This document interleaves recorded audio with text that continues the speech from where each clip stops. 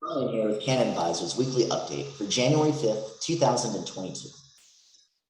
In New York, the deadline of December 31st, 2021 for cities, towns, and villages to opt out of the state's cannabis program has passed.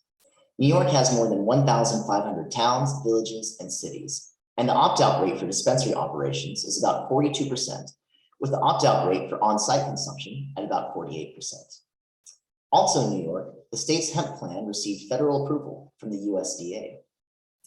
The Connecticut Department of Consumer Protection announced they will begin accepting applications for certain adult use cannabis establishment license types starting on February 3rd.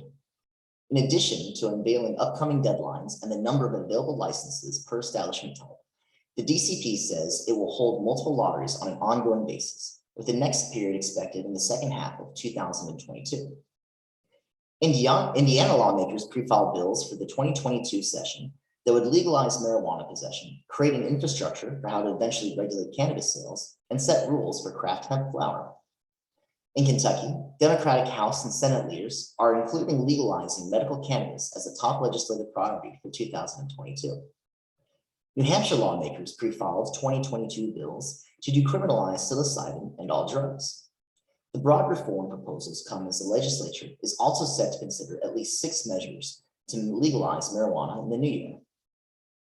Delaware State Representative Ed Osienski said he has spent the last few months tweaking his marijuana legalization bill in an attempt to get enough votes to pass in 2022. Best of luck, Ed.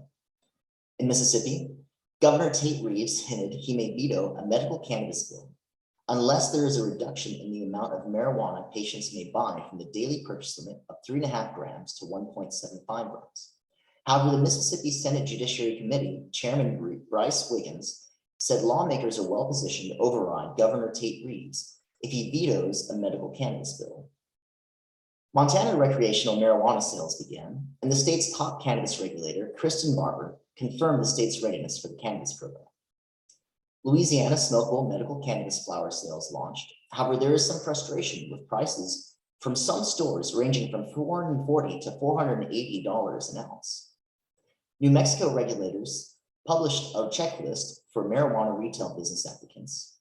And in Ohio, the Medical Marijuana Control Program will draw the winners from the medical marijuana licenses on January 27th, 2022. Well, thank you very much for tuning in. We look forward to seeing you next time, and Happy New Year.